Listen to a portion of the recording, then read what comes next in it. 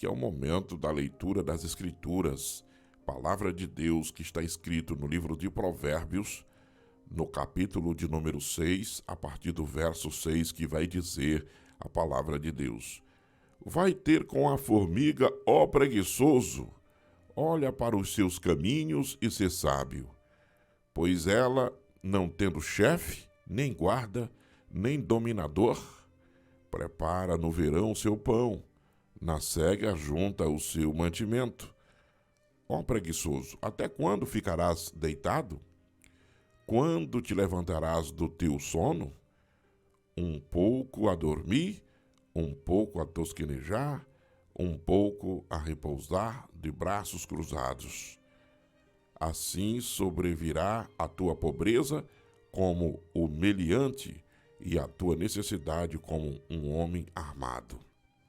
Até o versículo de número 11, nós temos lido a poderosa palavra de Deus. E com isso eu quero fazer uma reflexão sobre o pecado da preguiça.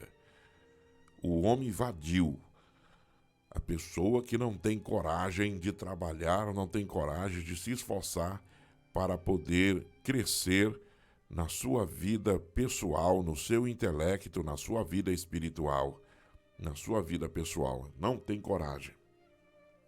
Eu quero que você observe apenas uma das muitas advertências da Bíblia contra a preguiça nessa passagem que nós lemos.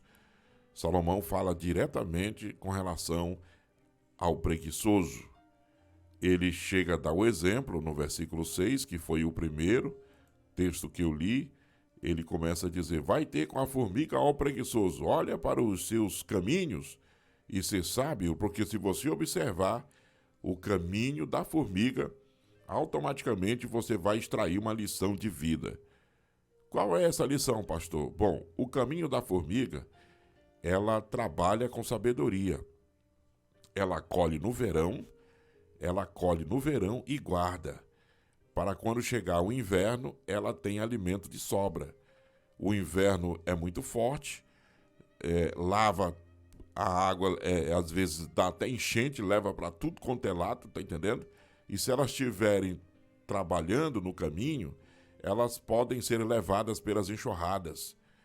Mas ela passa o verão ajuntando, quando chega no inverno elas ficam quietas, esperando aquele tempo ruim passar. Depois que o tempo ruim passa, elas voltam a trabalhar novamente e arrecadando sempre e guardando para nos momentos difíceis elas terem seus alimentos preparados, vamos dizer, em suas casas, em suas mesas. É esta a lição que nós vemos aqui na poderosa palavra de Deus. Por isso, eu quero falar, número 1, características de um preguiçoso. Infelizmente, eu vou ter que falar das características de um preguiçoso, de uma pessoa que não tem coragem de realizar, de empreender, de fazer acontecer como Deus quer. Então, primeira coisa, em sua relação consigo mesmo, olha, adora dormir. O preguiçoso, ele ama dormir. Dorme até meio-dia, dorme até 10 horas, dorme até o dia todo. Como a porta se envolve nos seus gozos, assim, o preguiçoso na sua cama. Já essa outra passagem está em Provérbios 26, versículo 14. Também a Bíblia vai dizer assim, o que tendo eu visto, o considerei, e vendo, recebi instrução, um pouco de sono, adormecendo um pouco, encruzando as mãos para outro pouco, para estar deitado, assim sobrevirá a tua pobreza como um ladrão e a tua necessidade como um homem armado. É que também está registrado em Provérbios 24, versículo 32 a 34. Arruma desculpas, o preguiçoso, primeiro ele adora dormir. Número 2, ele vai arrumar desculpas para a sua incapacidade para o trabalho. Ele sempre vai colocar uma dificuldade. Ah, tá chovendo.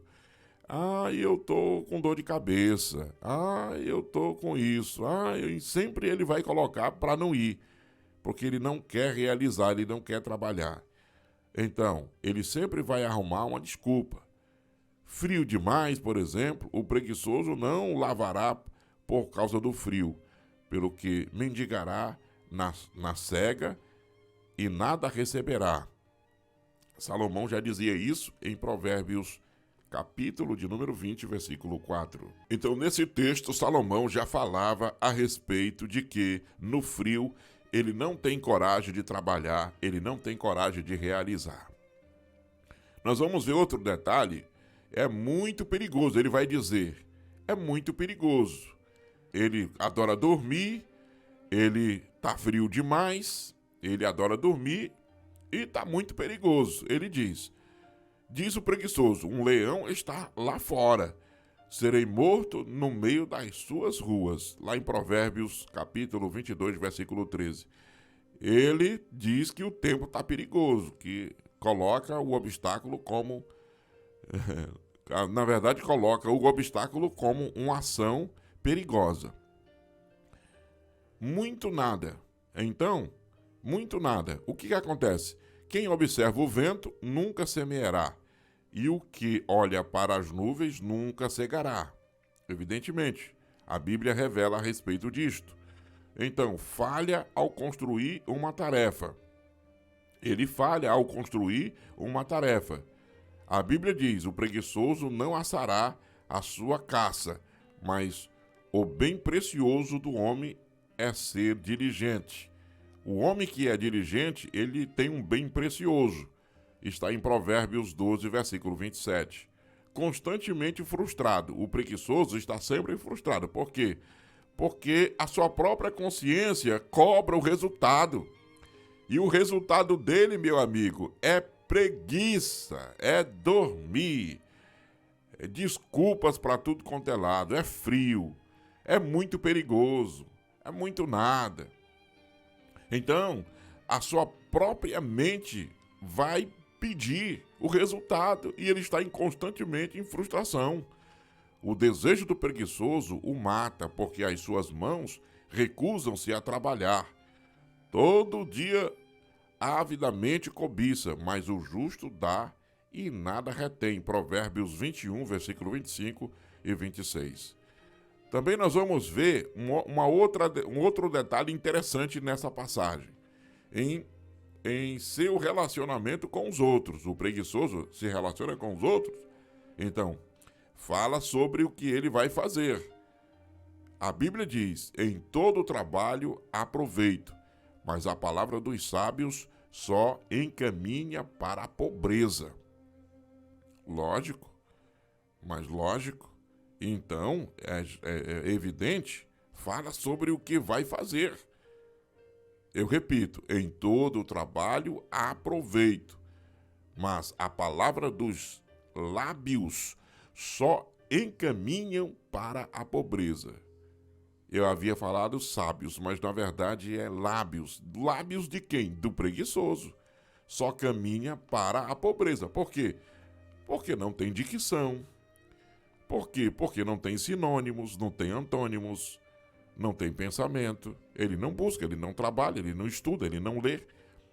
Né? Então, o seu vocabulário é pobre. O seu vocabulário é mesquinho, raquítico, pequeno, paupérrimo.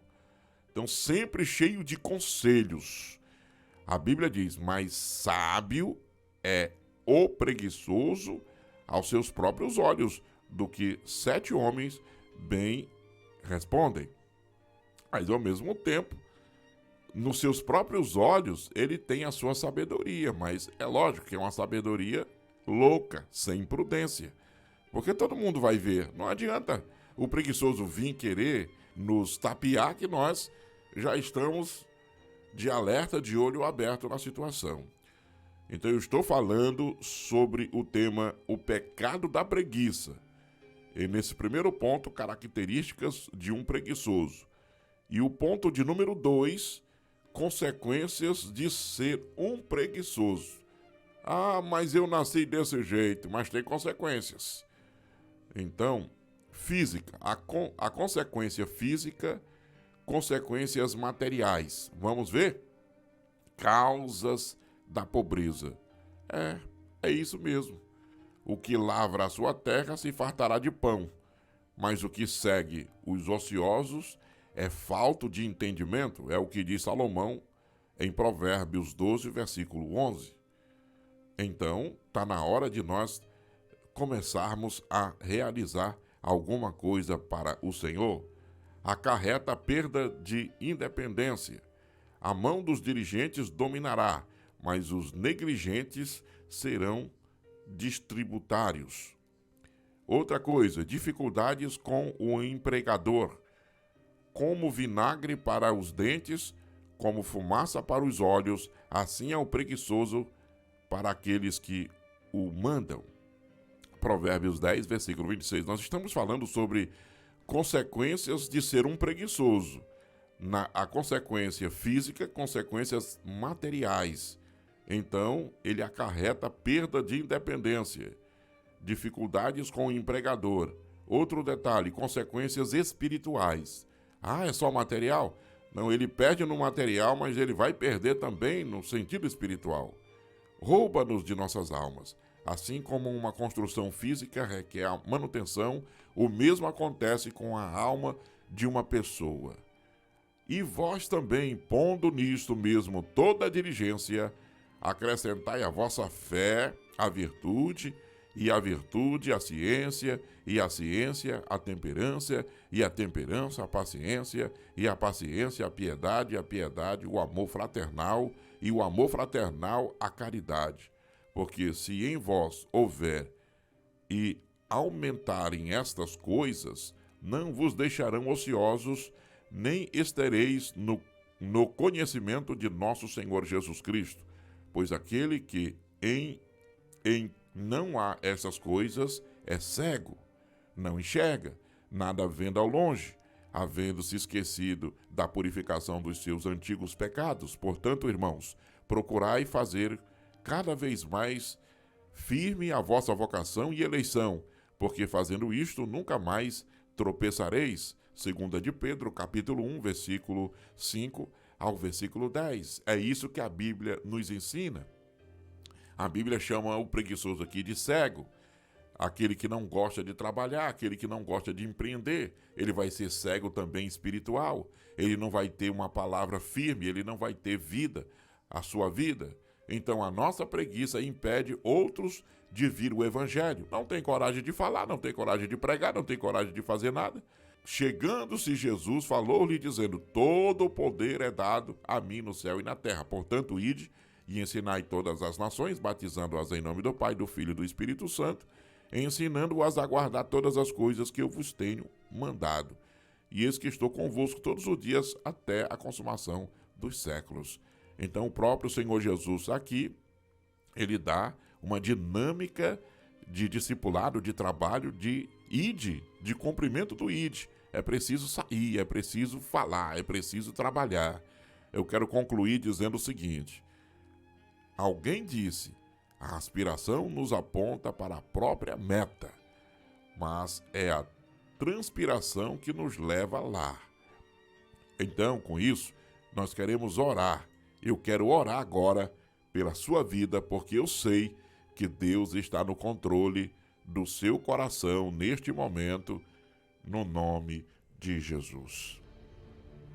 Senhor Deus Todo-Poderoso, Criador dos céus e da terra, cuja presença nós estamos agora, neste momento, papai.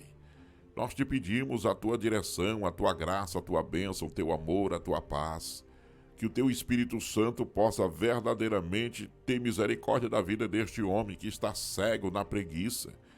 Esse pecado horrendo da preguiça, meu Deus, empobrece as nossas vidas. Nos dá coragem de fazer a tua obra.